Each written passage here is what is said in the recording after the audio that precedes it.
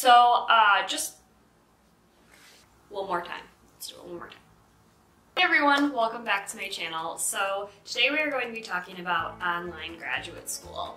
I know I mentioned in my intro video that I do go to an online grad program. I'm in my third term now, so I'm finally starting to get a hang of what it's like. And I wanted to film a video just kind of talking about my experience and how it's formatted so that if any of you are considering an online grad program, you kind of have an idea. I realize that not all online programs are going to be the same, but people that I've talked to who go to similar programs online, it seems to be fairly similar. So without further ado, let's get into the video.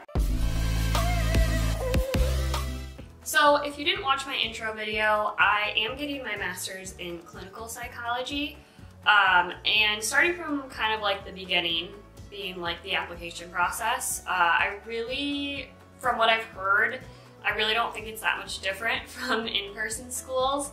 You have your transcripts, your personal statement, your recommendation letters, all of that good stuff. It seems like for like psychology, sociology programs that they still care about grades, like you have to have done well in your undergraduate, but it seems like one of the most important things is your personal statement, like talking about why you want to go to this program or why you want to be a therapist or be a social worker. Also your experience, like if you've had work experience, you don't need to have done anything in the field, but if you have, like talking a little bit about that is extremely important as well. My program is 68 credits. I majored in psychology in my undergrad, so I actually only have to take 62 credits because I got 2 classes waived. They recommend that you start out with 6 credits, which is crazy to me because I know that coming into the program in my undergrad, I took like 16 to 18 every semester, so for me it was like, 6? Really? They were definitely right. 6 credits was extremely overwhelming. I think that taking 6 credits in graduate school was the same as taking like 16 in undergrad. So definitely trust the process on that. I have now since moved up to 9 credits because for me, I really want to like get through the program so that I can work within the field. Depending on the week, like if it's like a normal week where I don't have any extra projects, I'd say I have like 30 to 35 hours of schoolwork a week. So definitely take that into consideration if you are working. How the classes are set up is there is an online portion, so like an asynchronous portion that you can do whenever you want. And then there's also synchronous classes once a week. For the asynchronous portion, there is modules, which are essentially, you have one each week, and they're the recorded lectures. So that's where you're gonna get the slides and the professor talking to you. Within the modules, there's also some videos relating to the topic that you might be required to watch. Sometimes you have to like write a discussion, respond to other students, but that's pretty much what the main like asynchronous portion of the class is.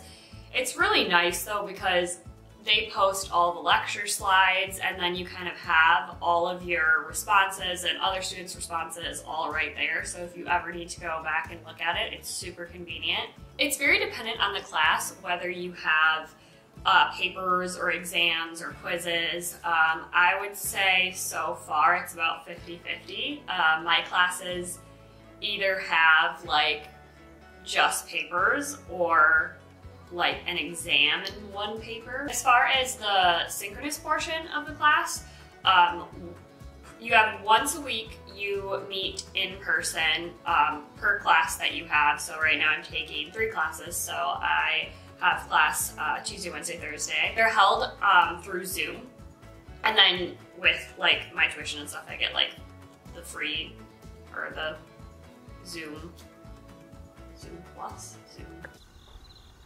premium membership. I don't even know if that's actually what it's called. Yeah, so they're all held through Zoom, and once in a while we'll do like breakout rooms where we go and we talk with other students, then we come back. That's usually my favorite because I feel like that's when people are like the most comfortable like opening up and like talking, and that's honestly like where I learn the most. So yeah, that's pretty much what the synchronous portion includes. I would say my favorite thing about doing an online grad program is definitely the flexibility. You're not gonna get that with an in-person program. I can pretty much be wherever I want to be as long as I have internet. The thing that sucks is not having a lot of interaction. I think I mentioned this in the intro video as well, but like I'm very extroverted. I love talking to people. I love being around people.